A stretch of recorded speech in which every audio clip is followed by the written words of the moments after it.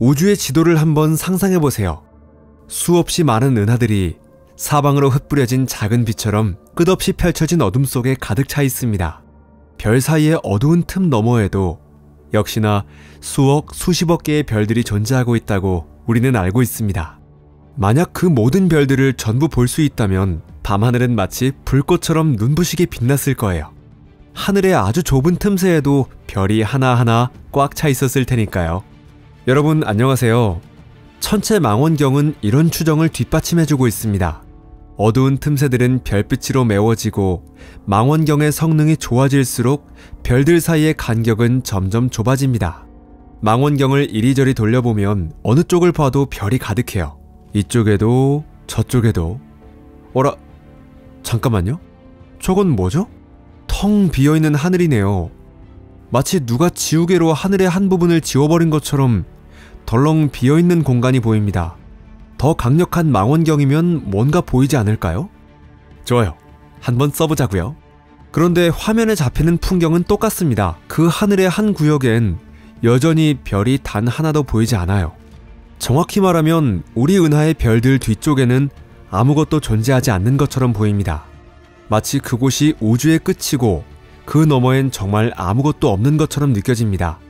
은하도 별도 전혀 없는 그저 칠흑 같은 어둠만이 끝없이 퍼져 있는 곳이죠. 이 기이한 현상은 과학자들에 의해 은하면 회피대라고 이름 붙여졌습니다. 무슨 음모론처럼 들릴 수도 있지만 이건 엄연한 과학 용어입니다. 오늘은 바로 이 회피대에 대해 함께 이야기해보려 합니다. 그리고 혹시 이 영상을 재밌게 보셨는데도 아직 채널을 구독하지 않으셨다면 꼭 부탁드릴게요. 저희까지 회피하지 말아주세요. 그렇다면 이 어둠 너머에는 과연 무엇이 숨어 있는 걸까요? 그리고 왜 우리는 그곳을 오랫동안 관측하지 못했던 걸까요? 토픽 채널입니다. 자, 지금부터 시작합니다.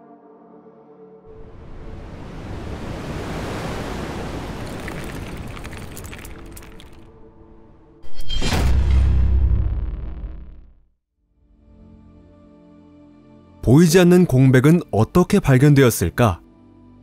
천문학자들이 별이 가득한 하늘을 체계적으로 지도화하고 은하 카탈로그를 만들기 시작했을 때 그들은 곧바로 어떤 이상한 현상에 주목하게 됩니다. 북반구든 남반구든 망원경을 어디로 돌려도 우주에는 천체들이 고르게 퍼져 있는 것처럼 보였거든요. 거대한 은하, 희미한 은하, 홀로 떨어진 은하부터 밀집한 은하 무리까지 하늘 어디를 봐도 마치 진주를 흩뿌려 놓은 것처럼 은하들이 관측됐습니다. 그런데 은하수 띠 쪽으로 망원경을 돌리는 순간 그 은하들이 사라져버린 겁니다. 다시 말해 은하수를 가로지르는 방향으로 망원경을 향하면 먼 곳의 은하들이 선명히 보이는데 그걸 은하수를 따라 특히 은하 중심부인 궁수자리 방향으로 돌리면 별은 엄청나게 많이 보이는데도 은하는 거의 사라져버리는 거예요. 눈에 들어오는 건 오직 우리 은하 안의 별들 뿐이었습니다. 20세기 중반에 찍힌 초기의 건판 사진들에는 이 영역이 마치 태워져 버린 듯 하얗게 날아간 채로 찍혔죠. 성운이나 별은 보이는데 그 뒤에 있어야 할 은하들은 전혀 찍히지 않았습니다. 은하수에 가까워질수록 하늘이 더 밝아지는 걸 감안하더라도 그쪽엔 은하의 수가 이상할 만큼 적었죠. 이 모습을 본 천문학자들은 혹시 정말로 저 방향엔 아무것도 없는 게 아닐까 하는 의문을 품기 시작했죠. 저 방향의 우주 구조만 뭔가 다른 게 아닐까 하고요.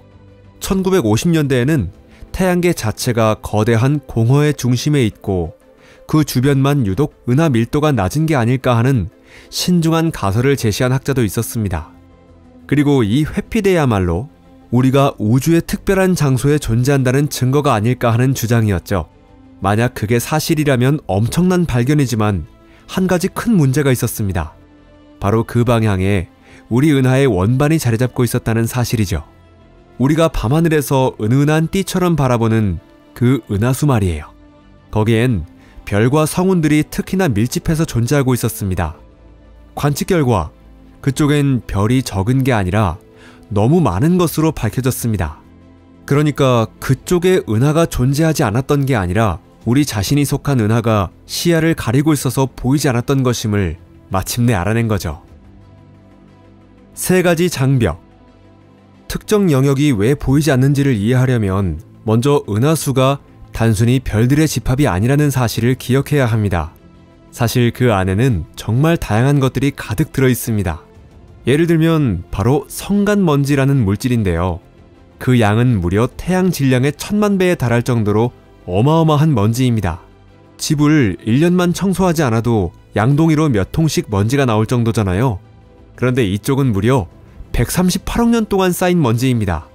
그렇다면 이 성간먼지란 대체 어떤 물질일까요? 그것은 지름이 겨우 1만 분의 1mm밖에 안 되는 아주 미세한 입자들입니다. 이런 입자들은 특히 푸른 빛을 잘 흡수하고 흩어지게 만듭니다. 그리고 은하의 원반을 따라 펼쳐진 영역에서는 이런 입자들의 밀도가 특히 더 높아집니다. 멀리 있는 은하에서 오는 빛은 약해지고 점점 붉게 바뀌다가 결국 먼지 안개 속에 사라져버리는 거죠. 망원경에는 미세한 빛의 점조차 감지할 수 없는 균일한 어둠으로만 나타납니다. 결국 그건 마치 두껍고 더러운 유리를 사이에 두고 경치를 보려는 것과 비슷해서 저편의 모습은 전부 뿌옇게 흐려지고 사라져버립니다. 아무리 성능 좋은 광학 망원경이라 해도 이 앞에서는 전혀 무력합니다.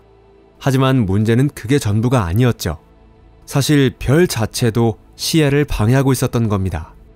은하 원반의 평면을 따라 바라볼 때 우리는 별이 가장 길고 밀집된 별의 고속도로를 정면으로 들여다보고 있는 셈인데요. 화면에는 무수한 빛의 점들이 반짝이며 떠오릅니다. 이 퍼져있는 반짝임들이 은하수의 밝은 배경을 만들어버리고 그 뒤에 있는 희미한 은하의 빛은 완전히 가려져 버리는 거죠. 앞쪽의 별빛이 너무 강하기 때문에 그 뒤에 은하가 있더라도 그 희미한 빛은 배경에 묻혀버리는 겁니다. 별들의 영상이 왜곡되거나 겹쳐지는 현상까지 더해지면서 하늘은 마치 뒤엉킨 시장통처럼 혼잡해지고 멀리 있는 천체는 거의 구분이 안 되게 됩니다. 그리고 천문학자들을 더욱 골치 아프게 만든 세 번째 요인이 바로 가스인데요. 성간가스는 일반적으로 가시광선에는 비교적 투명하지만 때때로 스스로 빛을 내는 경우도 있습니다. 이온화된 수소를 포함한 영역은 가시광을 방출하는데 유명한 예로는 오리온 대성운이 있죠. 이런 강한 배경 복사는 마치 광해처럼 플레어 현상을 일으켜 망원경의 영상 대비를 확 떨어뜨립니다. 특히 원래부터 은하 관측이 어려운 구역에서는 이 효과가 치명적이죠. 그래서 바로 회피대는 은하면을 중심으로 위아래 약 10도에서 15도 범위까지 띠 모양으로 펼쳐져 있는 겁니다. 그곳은 공백이 아니라 오히려 너무 많은 것들이 있는 공간인 거죠. 마치 불 밝은 야간 고속도로와 피어오르는 연기 너머에 있는 희미한 도시의 불빛을 보려는 것과도 같습니다. 앞쪽의 헤드라이트가 너무 눈부셔서 멀리 있는 지평선이 전혀 보이지 않는 거예요. 물론 이 벽에도 가끔 창문 같은 틈새는 존재합니다. 먼지가 적고 배경도 어두운 흡수가 약한 슬릿, 틈새입니다. 그런 틈새를 통해서라면 먼 곳에 있는 은하도 관측이 가능합니다. 하지만 전체적으로 이 띠 모양 영역은 광학적으로는 거의 맹목 상태입니다. 가시광선은 이 먼지의 커튼을 뚫기엔 너무나 무기력한 거죠. 그래서 천문학자들은 관측 전략 자체를 근본부터 바꿔야만 했어요. 가시광선이 묻혀버린다면 그 대신 먼지를 뚫고 앞쪽 별빛에도 지지 않는 새로운 언어, 즉 다른 종류의 복사가 필요했던 거죠. 천문학자들이 그걸 어떻게 가능하게 만들었는지 그 방법은 이 다음에서 소개해드리겠습니다. 회피대는 어떻게 투시되었을까? 큰 전환점이 된 건 1983년에 발사된 적외선 천문위성 아이라스의 등장입니다. 아이라스에 탑재된 고감도 센서는 먼지 구름 너머에 있는 따뜻한 천체들도 포착할 수 있었는데요. 적외선의 세계에서는 먼지가 거의 투명해지기 때문에 그 너머에 있던 머나먼 은하들의 윤곽이 희미하게 모습을 드러내기 시작한 것이죠. 드디어 해냈습니다. 우리는 우주의 변두리에 있지도 않았고 거대한 공허의 중심에 있었던 것도 아니었던 거죠. 이어서 등장한 것이 근적외선으로 전 하늘을 관측한 투메스 계획입니다. 이 계획 덕분에 회피대를 포함한 거의 끊김없는 우주의 지도, 즉 전천 지도가 처음으로 그려지게 되었죠. 하지만 우주를 가장 깊숙이 투시해 보여준 건 사실 적외선이 아니라 전파였습니다. 중성수소에서 나오는 21cm 파장의 전파는 아무리 두꺼운 먼지 장벽이라도 뚫고 도달할 수 있거든요. 천문학자들은 전파 망원경을 이용해 눈으로 은하를 직접 보지 않고도 그 가스의 분포와 움직임을 분석해 은하 전체의 존재를 확인해 나갔습니다. 그렇게 회피대 저편에서 지금껏 숨어있던 성단과 은하들, 심지어는 거대한 우주 구조의 징후들까지 처음으로 모습을 드러내기 시작했습니다. 마치 무대 뒤편에서 새로운 우주 드라마의 막이 천천히 올라간 것처럼요. 어둠이 숨기고 있던 것. 천문학자들은 어느 순간 이상한 사실을 깨닫게 됩니다. 우리 주변의 은하들이 마치 어디론가 중력에 이끌리듯이 기묘한 움직임을 보이고 있었던 겁니다. 그런데 그 속도는 이미 알려진 질량이나 근처의 대형 성단들만으로는 도저히 설명되지 않았습니다. 그래서 그 중력의 방향을 추적해 나가보니 그 끝에는 바로 회피대가 있었어요. 이 가려진 영역에는 엄청난 질량을 가진 거대한 구조가 존재한다고 여겨지고 있으며 그 무게는 초은하단의 움직임에까지 영향을 줄 만큼 강력합니다.